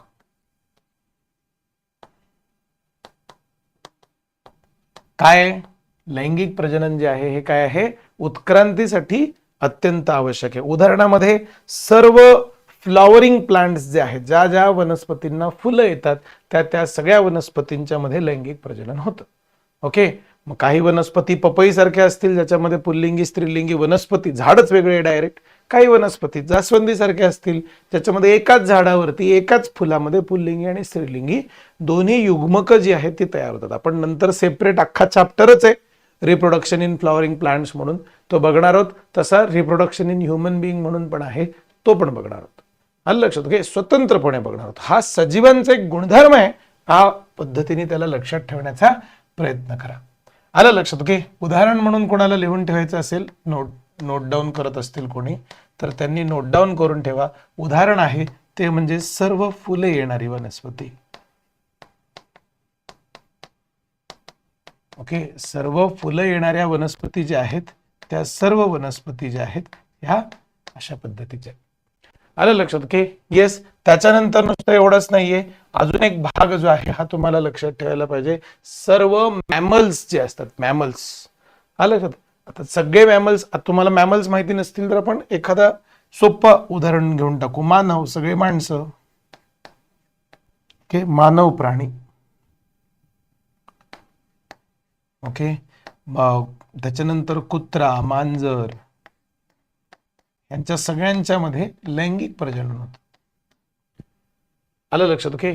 चौथा गुणधर्म, सजीवांचे गुणधर्म आपण बघतो आहोत, त्या गुणधर्मांपैकी चौथा गुणधर्म जो आहे तो आपल्याला काय करायचं बघायचं आहे. चौथा गुणधर्म आहे वाढ होते. सजीवांची काय होते? वाढ होते. कुठला पण सजीव बघा, हा सजीव लहानाचा मोठा होतो. अगदी बॅक्टेरिया जरी असेल तर तो आधी छोटा असतो, तो थोडा मोठा होतो, अजून थोडा मोठा होतो, अजून थोडा होता, अजून थोडा मोठा होतो, मग त्याचं परत विभाजन होतं. आलं लक्षात, ओके. येस, लक्षामध्ये येते. असं होतं बॅक्टेरिया सहित कुठली वनस्पती असेल, फॉर एक्झाम्पल अगदी छोट्याशा बीच्या स्वरूपात असते, मग त्या बी मधून असे कोंब निघतात. आलं लक्षात, ओके. मग त्या कोंब मधून असं छोटंसं झाड तयार होतं. आलं लक्षात, ओके. येस, त्याला रूट सिस्टीम, शूट सिस्टीम वगैरे असते. आलं लक्षात. त्याच्यानंतर असं करता करता हे झाड जे आहे हे मोठं होतं, कधीतरी त्याचं वय पूर्ण भरतं आणि ते परत नवीन बी तयार करतं. बट पॉइंट इज, कोणता पण सजीव असू दे, हा लहानाचा मोठा होतो. ग्रोथ होणे, वाढ होणे, हा सजीवांचा काय आहे? गुणधर्म आहे. त्याच्यामध्ये काही एक्स्ट्राचे अजून पॉइंट्स नाही सांगता येणार. आलं लक्षात, ओके. सजीवांच्या मध्ये चयापचय प्रक्रिया होते, हे अजून एक काय आहे? महत्वाचा भाग आहे. आलं लक्षात, ओके. येस, बघा सजीवांच्या मध्ये 5 नंबरचा पॉइंट. आलं लक्षात, आपण गुणधर्म बघतो आहोत सजीवांचे, त्या गुणधर्मांमध्ये 5 नंबरचा जो पॉइंट आहे तो पॉइंट बघूया, चयापचय प्रक्रिया. आलं लक्षात, ओके. सर 5 नंबरचा पॉइंट, त्याला काय म्हणतात? त्याला मेटाबॉलिझम असं म्हणतात. चयापचय. आलं लक्षात, ओके. म्हणजे काय? मेटाबॉलिझम. Okay, metabolism. मेटाबॉलिझम कसं होतं आणि काय होतं? आलं लक्षात, ओके. प्रत्यक्षामध्ये मेटाबॉलिझम काय असतं ती व्याख्या लिहून टाकू, रंग बदलून टाकू, सगळं पिवळं पिवळं होते. आलं लक्षात, ओके. येस, सो चयापचय प्रक्रिया, त्यालाच मेटाबॉलिझम असं म्हणतात. म्हणजे काय? It is a chemical process going on within the cell. पेशीच्या आतमध्ये चालणारी रासायनिक प्रक्रिया. Very simple. Okay, so chemical process going on within the cells. ठीक आहे, chemical process going on within the cells. Right, आलं लक्षात, ओके. येस, पेशींच्या आतमध्ये चालणारी रासायनिक प्रक्रिया. मराठीत पण लिहून देतो, रादर मराठीतच लिहायला पाहिजे. पेशींच्या आतमध्ये, पेशींच्या आतमध्ये चालणारी रासायनिक प्रक्रिया. चालणारी रासायनिक प्रक्रिया.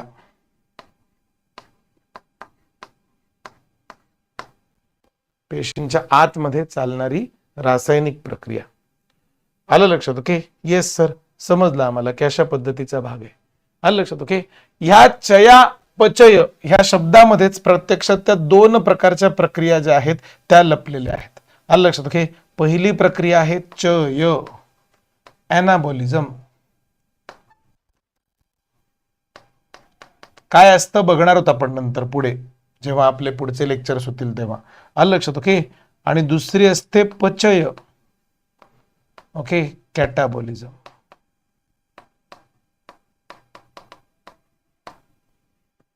चयापचय प्रक्रिया ही जी प्रक्रिया आहे, सोप्या शब्दांमध्ये सांगायचं तर आपण जे काही खातो पितो ते खाल्ल्यानंतर त्याला डायजेस्ट करतो, ग्लुकोज बनवतो, ते ग्लुकोज पेशींमध्ये जातं, श्वसनाच्या माध्यमातून ते ग्लुकोज आपण जाळून ऊर्जा निर्माण करतो. Very simple process. ही जी टोटल प्रोसेस आहे ही आहे चयापचय प्रक्रिया. आलं लक्षात. ओके, कॅटाबॉलिझम आणि एनाबॉलिझम असे दोन भाग आहेत. आलं लक्षात. ओके, एनाबॉलिझमचा अर्थ असतो आपण फूड घेतो, एनर्जी गेट्स कन्झ्युम्ड. आलं लक्षात. ओके, म्हणजे फॉर एक्झाम्पल वेगवेगळे बायोलॉजिकल कंपाऊंड जे निर्माण होत असतात ती प्रक्रिया. आलं लक्षात. ओके, आणि दुसरं कॅटाबॉलिझम म्हणजे वेगवेगळे बायोलॉजिकल कंपाऊंड तोडले जातात. आलं लक्षात, तुकडे केले जातात त्याचे. आलं लक्षात, त्याला कॅटाबॉलिझम असं म्हणत असतात. म्हणजे उदाहरणार्थ ग्लुकोजचे तुकडे करून त्याच्यातून ऊर्जा काढून घेण्यासाठी आपण CO2 मध्ये आणि पाण्यामध्ये रूपांतर करतो. केमिस्ट्रीमध्येही शिकणार आहोत, बायोलॉजीमध्येही शिकणार आहोत, दोन्हीकडे आपण डिटेलमध्ये जाऊन शिकूया ते. आलं लक्षात. Okay, yes. त्याच्यानंतर सजीवांच्या मध्ये अजून एक गुणधर्म आहे. आलं लक्षात. ओके, तो गुणधर्म म्हणजे काय की सर्व सजीवांच्या मध्ये इव्होल्युशन दिसून येतं. इव्होल्युशन काय असतं सर? मराठीमध्ये इव्होल्युशनला आपण उत्क्रांती असं म्हणतो. आलं लक्षात. ओके, वातावरणाशी जुळवून घेण्याची त्यांची क्षमता असते. आलं लक्षात. ओके, आणि त्या क्षमतेच्यामुळे ऑटोमॅटिकली इव्होल्युशन घडून येतं. आलं लक्षात. पुढच्या पानावरती जाऊया. आलं लक्षात. Okay, yes. सो 6वा आणि 7वा दोनच मुद्दे बाकी आहेत. आलं लक्षात. ओके, वातावरणाशी इव्होल्युशन इंग्लिश मध्ये लिहूया. इव्होल्युशन म्हणजेच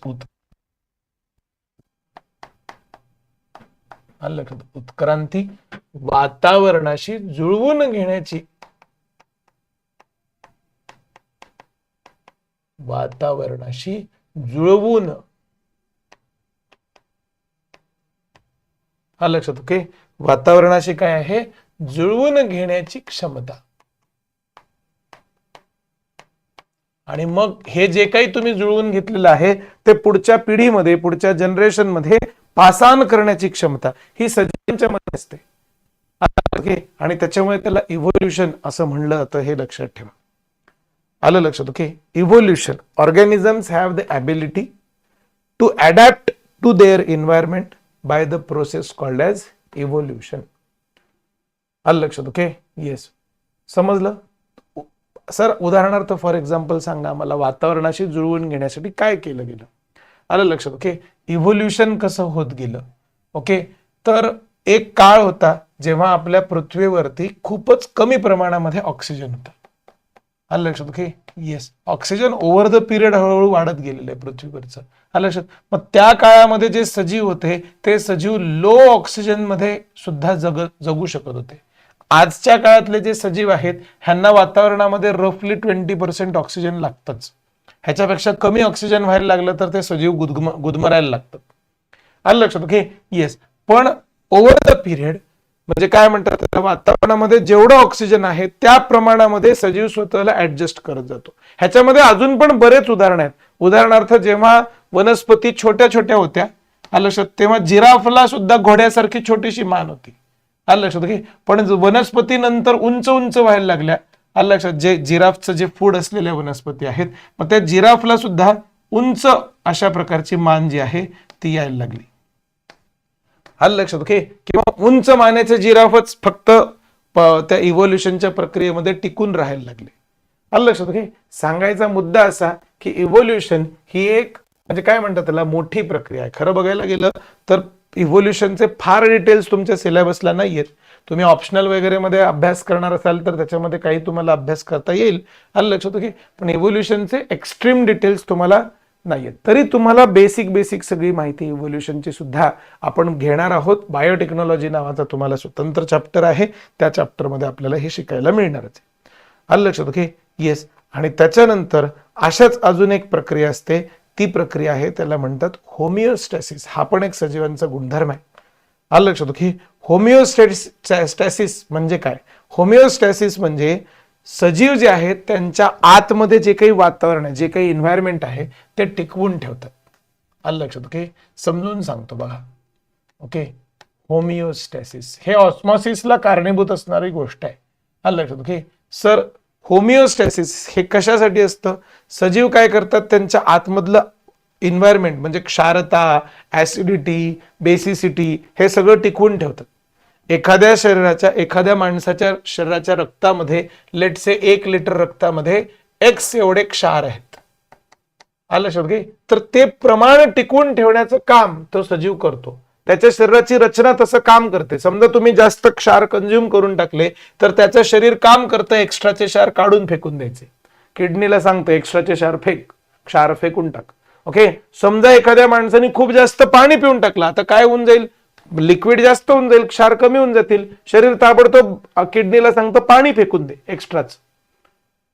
आलं लक्षात. ओके. तुम्हाला डॉक्टर जेव्हा सांगतात ना की तुम्ही एकदमच म्हणजे काय म्हणतात त्याला TDS कमी असलेलं किंवा एकदमच TDS जास्त असलेलं पाणी पिण्यामध्ये पॉइंट नाही. का? कारण TDS कमी असलेलं पाणी पिलं तर शरीर त्या क्षाराला काय करून टाकेल? फेकून टाकेल. त्या पाण्याला फेकून टाकेल. ओके, ते त्याला मिळणारच नाही. आणि TDS जास्त असलेलं पाणी पिलं तर काय होईल? ओके, त्याच्यातले क्षार फेकून टाकेल. बरोबर आहे. सांगायचा मुद्दा असा की होमिओस्टॅसिस मेंटेन करण्यासाठी आपलं शरीर, आणि हे होमिओस्टॅसिस फक्त क्षारांच्या बाबतीतच असतं असं नाही, तापमानाच्या बाबतीत पण असतं. आलं लक्षात. ओके. कोणता पण सजीव, फॉर एक्झाम्पल आता थंडीचे दिवस चालू आहेत म्हटल्यानंतर तुम्ही समजा पहाटे बाहेर निघालात. आलं लक्षात. पहाटे बाहेर निघालात तर काय होतं? थंडी वाजते की नाही? थरथर कापतं शरीर. का बरं कापतंय? कोण कापतंय तुम्हाला? तुमच्या शरीराला कोण हलवतंय? कोणी नाही, शरीर स्वतःच हलवतंय स्वतःला. असं हालचाल करून त्या मसल्सला काम करायला लावतंय. मसल्सला काम करून आपलं शरीर काय करतंय? एक्स्ट्राची ऊर्जा निर्माण करतो आहे टेम्परेचर वाढवण्यासाठी. समजलं? बट तेच ऑन द अदर हँड उन्हाळ्याच्या दिवसामध्ये हेच शरीर काय करतं? तुम्हाला एकदम स्थिर थांबलेलं असताना सुद्धा घाम सुटायला लागतो. का बरं? जेणेकरून त्या घामाला वारा लागेल आणि तुमचं शरीर थंड होईल. शरीर काय करतो आहे? जेव्हा अति उष्णता वाढते, तुमच्या शरीराची उष्णता वाढू नये म्हणून तुमच्या शरीराला थंड करण्याचं काम करतो. तुमच्या शरीराची अति थंडी वाढते तेव्हा तुमचं शरीर अति थंड होऊ नये म्हणून त्याला परत वॉर्म करण्याचा प्रयत्न करतो. होमिओस्टॅसिस मेंटेन करतो. सो क्षारांच्या बाबतीतच फक्त होमिओस्टॅसिस असतं असं नाहीये. आलं लक्षात. ओके. हे काय आहे म्हणजे काय म्हणतात त्याला, ह्याच्या बाबतीत पण असतं, तापमानाच्या बाबतीत पण असतं. असं सगळ्याच बाबतींमध्ये ते होमिओस्टॅसिस जे आहे ते काय आहे असतं. इंग्रजीमध्ये त्याला म्हणतात to maintain the internal environment. Okay. आणि हे एक प्रकारचा मार्ग असतो की कुठल्याही प्रकारचं आपल्याला इन्फेक्शन होणार नाही, असे बऱ्याच गोष्टी आहेत त्याच्यामध्ये. आलं लक्षात. ओके. सो होमिओस्टॅसिस हा सुद्धा काय आहे? एक महत्वाचा भाग आहे. आलं लक्षात. ओके. काय आहे? होमिओस्टॅसिस. मराठीमध्ये पण याला होमिओस्टॅसिसच म्हणायला लागेल.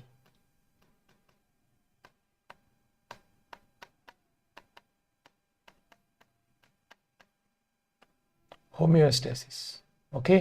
To maintain internal environment. To maintain internal environment. Okay. ते आणि हे इंटरनल एन्व्हायरमेंट मेंटेन करण्याचे फायदे काय? आलं लक्षात. ह्याच्यामुळे बरेच इन्फेक्शन्स, बऱ्याच प्रकारचे काही आपल्या शरीरावरती होणारे जे अटॅक्स असतात ते सगळे अटॅक्स जे आहेत हे टाळता येत असतात. आलं लक्षात. ओके. येस. आणि त्याच्यामुळे ऑटोमॅटिकली काय होत असतं?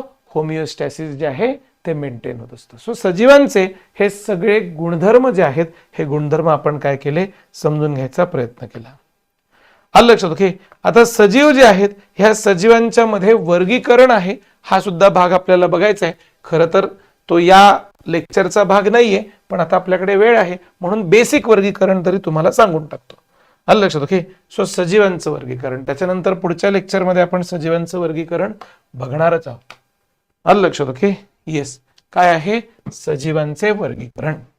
बेसिक तरी बघूया, बाकी नंतर तुम्हाला खूप डिटेलमध्ये सांगेन मी सजीवांचे वर्गीकरण.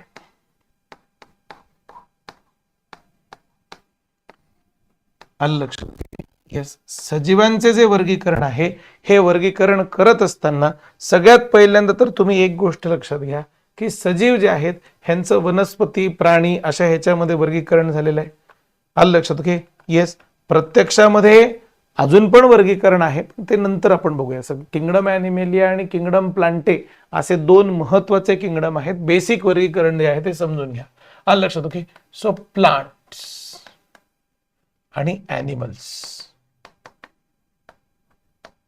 ओके, वनस्पती आणि प्राणी. आलं लक्षात. ओके, काय आहे? वनस्पती आणि प्राणी. एकच सेकंद थांबा.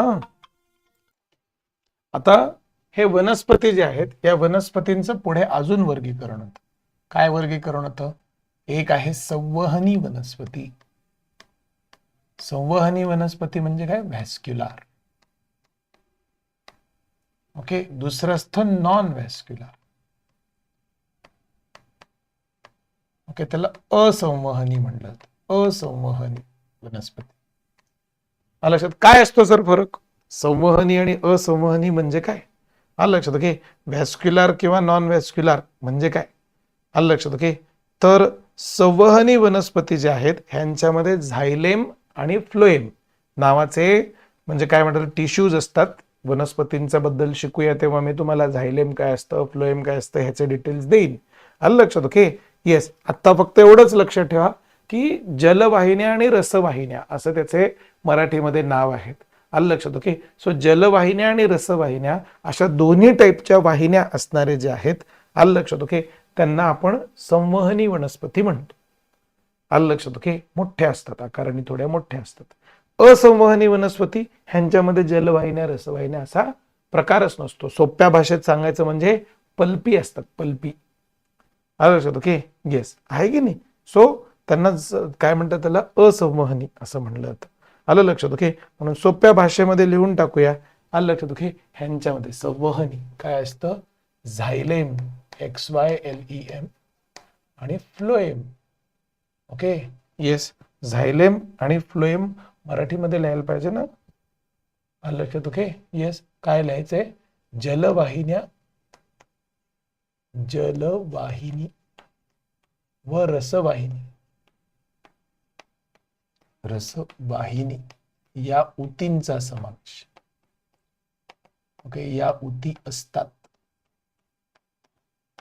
ओके, मग उदाहरण त्यांचे लक्षात ठेवूया. उदाहरणे. ओके, वनस्पतींच्या मध्ये परत उपप्रकार पडत असतात, सगळे शिकणार होतं पण. आलं लक्षात. ओके, पण ती जी उदाहरणं आहेत त्याच्यामध्ये उदाहरणं लक्षात ठेवायला प्रयत्न करा. अँजिओस्पर्म, जिम्नोस्पर्म आणि फर्न असे उदाहरणं ह्याच्यामध्ये टाकता येतील. आलं लक्षात. ओके, अँजिओस्पर्म काय असतं सर? वनस्पतींची कॅटेगरी आहे एक. ओके, असं सोप्या शब्दामध्ये लक्षात ठेवा. अँजिओस्पर्म नंतर मी तुम्हाला सांगेन. स्पर्म म्हणजे बिया असतात, मग अँजिओ म्हणजे काय, मग जिम्नो म्हणजे काय. आलं लक्षात. असं सगळं समजून सांगेन, आता नका त्याच्यात डोकं घालू. Okay, gymnosperm. आणि काही असा पण ताण नका घेऊ की हे शब्द कसे आम्हाला लक्षात राहणार. काही ताण नाही, हे शब्द तर त्या दुसऱ्या भाषेत आहेत, मग त्या दुसऱ्या भाषेतले त्यांचे अर्थ समजून घेतले की ऑटोमॅटिकली लक्षात राहत. आलं लक्षात. सो अँजिओस्पर्म, जिम्नोस्पर्म आणि फर्न हे वनस्पतींचे प्रकार. खरं बघायला गेलं तर वनस्पती आहे, फर्न ही वनस्पती आहे, प्रकार नाही. आलं लक्षात. Okay, yes. त्याच्यानंतर नॉन व्हॅस्क्युलर जे आहे त्याच्यामध्ये झायलेम आणि फ्लोएम नसतं. Very simple. आलं लक्षात. ओके, येस, जेव्हा आपण जलवाहिनी आणि रसवाहिनी या ऊती असतात असं म्हणालो तेव्हा ते व्हॅस्क्युलर झाले. आलं लक्षात. ओके, येस, ह्याला कॉपी कसं करतात? Okay, yes, copy directly. वाह, छान. ओके, जलवाहिनी आणि रसवाहिनी हे जे आहेत हे काय आहेत? इथे लिहायचं नसतात. आलं लक्षात. ओके, नसतात. इथे असतात लिहिलं, इथे नसतात. आलं लक्षात. सोपं. उदाहरणार्थ सांगा सर. ओके, ज्यांच्यामध्ये जलवाहिनी हे छोटे असतात, आकाराने छोटे छोटे झाडं असतात. आलं लक्षात. ओके, हा त्यांचा विस्तार भरपूर होईल. फॉर एक्झाम्पल शेवाळ. शेवाळाचं एक झाड बघितलं तरी एवढूस. आलं लक्षात. अख्ख्या तलावावर पसरलं जरी असेल तरी ते मल्टिपल झाड आहेत. ओके, एक झाड एवढंच असतं शेवाळाचं, आहे की नाही? तुम्ही कधी असं ते पाण्याच्या बिण्याच्या आजूबाजूला असं वेल्वेट सारखं झाड येतं ते बघितलं का? त्याला मॉस म्हणतात, मॉस. एकदम वेल्वेट सारखं असतं, आलं लक्षात? ओके, मग ते मॉस जे आहेत, हे सगळे जे आहेत ह्यांना काय म्हणतात? हे म्हणून मॉस, शेवाळी, आलं लक्षात? ओके, हे सगळे त्याच्यामध्ये.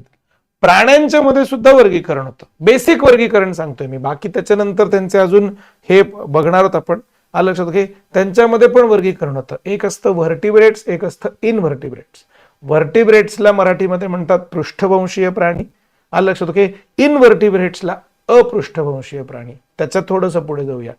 पाठीचा मणका असणारे, पाठीचा मणका नसणारे, आलं लक्षात? ओके, कशेरुका स्तंभ त्या मणक्याला असलेला शब्द, आलं लक्षात? थोडासा फरक आहे ऍक्च्युली मणका आणि कशेरुका स्तंभ मध्ये, आलं लक्षात? ओके, पण आपण बेसिक बघतोय ना आता, आलं लक्षात? ओके, सो त्या मणक्याला शब्द आहे कशेरुका स्तंभ, आलं लक्षात? असणारे आणि कशेरुका स्तंभ नसणारे, आलं लक्षात? Okay, yes. So short form मध्ये तरी इंग्लिश शब्द लिहायलाच पाहिजे, अगदीच इग्नोर जरी नाही करायचं असलं तरी.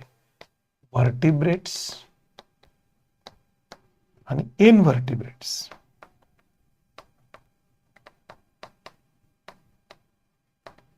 ओके, येस, त्याला आपण मराठीमध्ये म्हणतो पृष्ठवंशीय प्राणी, अपृष्ठवंशीय प्राणी.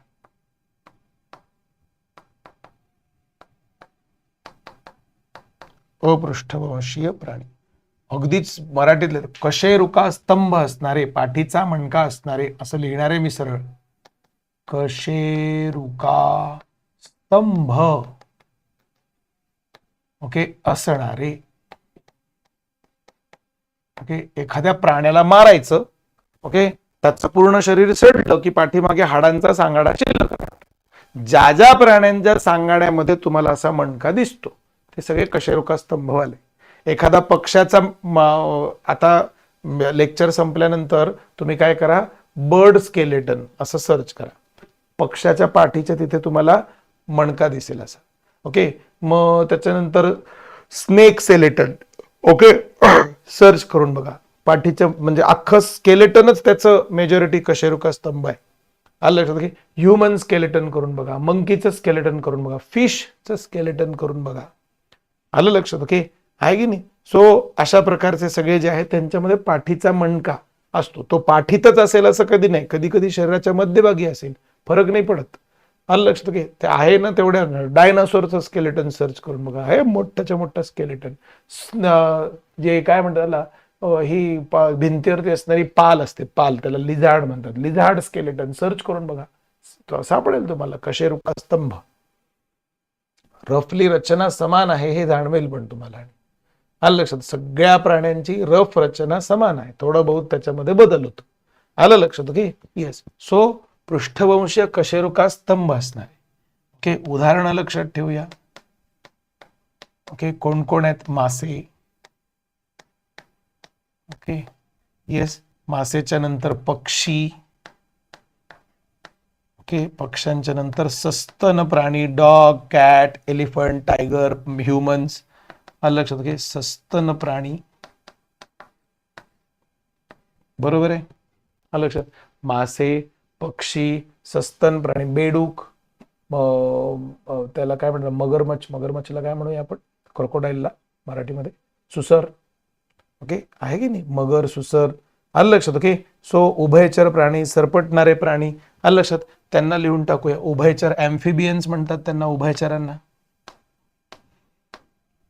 ओके, सरपटणारे त्यांना रेप्टाइल्स म्हणतात. सो हे मेजॉरिटी प्राणी जे आहे हे काय आहेत? पृष्ठवंशीय प्राणी आहेत, आलं लक्षात? इनव्हर्टिब्रेट म्हणजे काय? इनव्हर्टिब्रेट म्हणजे कशेरुका स्तंभ नसणारे, आलं लक्षात? ओके, येस, आहे की नाही, कशेरुका स्तंभ नसणारे, आलं लक्षात? ओके, येस सर, समजलं आम्हाला. आता हे कशेरुका स्तंभ नसणारे जे प्राणी आहेत, आलं लक्षात? ओके, हे काय असतात? उदाहरणार्थ फॉर एक्झाम्पल गोगलगाई, आलं लक्षात? ओके, किंवा मच्छर, डास. अरे तुम्ही किती पण मायक्रोस्कोप खाली बघा, डासच्या शरीरात स्पायनल कॉर्ड नाही सापडणार तुम्हाला, स्पायनल कॉर्ड हा शब्द योग्य नाहीये. पाठीचा मणका सापडणार नाही. हाडांची रचनाच नसते तर तुम्हाला मच्छर नसेल आवडत, एवढं कुठं बारीक शोधत बसू. झुरळ म्हणा, ओके, झुरळमध्ये तरी कुठे आलं लक्षात. ओके, सो सगळे जे कीटक आहेत, जेलीफिश सारखे प्राणी आहेत, आलं लक्षात. Okay, yes. त्याच्यानंतर काय म्हणतात त्याला, आपले स्नेल वगैरे सारखे. स्नेल म्हणजे काय असतं सर, आलं लक्षात. ओके, म्हणजे गोगलगाई वगैरे सारखे प्राणी आहेत. असे खूप सारे प्राणी आहेत, हे त्यांच्यामध्ये हे येतं. आलं लक्षात. त्यांचं शरीर आयदर खूप मऊ असतं, सॉफ्ट असतं जेलीसारखं, किंवा खूप कडक असतं. आलं लक्षात. ओके, दोन्हीपैकी काहीतरी एक असतं त्यांचं. आलं लक्षात. ओके, त्याच्या शरीरामध्ये पाठीचा कणाच नसतो ना, आणि कणाच नसल्यामुळे ते एकतर असे लिबलिबीत असतात एकदम जेलीफिश सारखे. आलं लक्षात. ओके, कसेही तुम्ही बघा जेलीफिश कुठे पण टाकली की ती लिक्विड सारखी फैलते, कुठे पण पसरते अगदी. तिला काही आकार विकार राहत नाही. रियालिटीमध्ये देवाने तिला आकार दिलाय. पाण्यामध्ये टाकलं आणि ती पोहायला लागली तर तिचा आकार दिसतो जेलीफिशचा. आलं लक्षात. ओके, पण तिला जर पाण्याच्या बाहेर काढलं आणि तुम्ही एखाद्या बकेटमध्ये टाकलं ना, आणि ती बकेट अशी भरली खूप साऱ्या जेलीफिशने, तर लिटरली लिक्विड सारखं बिहेव करतात ते. आलं लक्षात, जेलीफिश जे आहेत ते. आलं लक्षात. Okay, yes. आणि ते प्राणी आहेत अक्षरशः. ओके, सो असे सगळे जे प्राणी आहेत हे त्याचे उदाहरणं घेता येतील. आलं लक्षात. ओके, मृदुकाय प्राणी. आलं लक्षात. ओके, असे मृदुकाय. ओके, त्याच्यानंतर जेलीफिश सगळे कीटक. आलं लक्षात. ओके, कीटक सगळे जे आहेत ते. कुठे गेलं अंडू, कीटिका झालं ते माझ्याकडून, कीटक. आलं लक्षात. असे प्राणी जे आहेत हे सगळे अपृष्ठवंशीय प्राणी आहेत. ह्यांचं सगळ्यांचं वर्गीकरण आपल्याला सगळ्यांना शिकायचंय प्रत्यक्षामध्ये. आलं लक्षात. ओके, पण हे सगळं वर्गीकरण शिकण्यासाठी मात्र आपल्याला काय करावं लागेल, आता पुढच्या लेक्चरमध्ये जावं लागेल. ते वर्गीकरण शिकण्यासाठी वेगवेगळ्या गोष्टी ज्या आहेत त्या बघाव्या लागतील. आलं लक्षात. ही जी PDF मी लिहिलेली आहे, ही PDF तुम्हाला वेबसाईटवरती उपलब्ध होईल. आलं लक्षात. ओके, पुढचं लेक्चर जे आहे हे तुमचं लेक्चर हे 28 नोव्हेंबरला अर्थशास्त्राचं प्रवीण राऊत सर घेणार आहे. 29 नोव्हेंबरला अर्थशास्त्राचं पण प्रवीण राऊतच सरच घेणार आहेत. आलं लक्षात. ओके, तुम्ही ते लेक्चर पण अटेंड करा. आणि सगळ्यात महत्वाचं म्हणजे हे सगळे डेमो लेक्चर अटेंड केल्यानंतर पुढचे लेक्चर शिकण्यासाठी तुम्ही आवर्जून या बॅचमध्ये जॉईन व्हा. ओके, लवकरच बॅचमध्ये परत भेटूया. ओके, तुम्हाला काहीही शंका असल्या तर तुम्ही मला विचारू शकता, किंवा आपल्या स्पार्क अकॅडमीच्या टीम पर्यंत तो डाऊट पोहोचवू शकता. ओके, शिवाय माझे डाऊट क्लिअरिंगचे स्वतंत्र सेशन्स पण मी घेणार आहे. तो त्या सेशन्समध्ये पण आपण अगदी व्हिडिओ कॉलने एकमेकांना भेटण्याचा प्रयत्न करूया शक्य असेल तर, नाहीतर निदान चॅटच्या माध्यमातून तरी भेटूच या. आलं लक्षात. ओके, तुम्ही ऑफलाईन सेंटर्सला जाणार असाल तरी सुद्धा तशी सुविधा आहे. स्पार्क अकॅडमीच्या नंबरवरती तुम्ही आवर्जून ते विचारा. आलं लक्षात. ओके, ऑफलाईन सेंटर्सला जाणार नसाल, आलं लक्षात. ओके, डायरेक्ट स्वतःच्या मोबाईलवरती वगैरे बघणार असाल तर तशी पण व्यवस्था तुमच्यासाठी करण्यात आलेली आहे.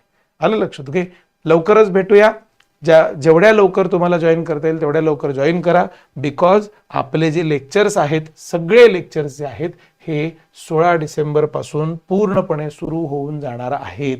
2025च्या विद्यार्थ्यांसाठी 16 डिसेंबर पासून खूप छान अशा पद्धतीची ही त्रिशूल बॅच जी आहे ती आपण सुरू करतोय. ओके, सो भेटूयात बॅचमध्ये. इथे मी थांबतो. जय हिंद, जय महाराष्ट्र, जय भारत.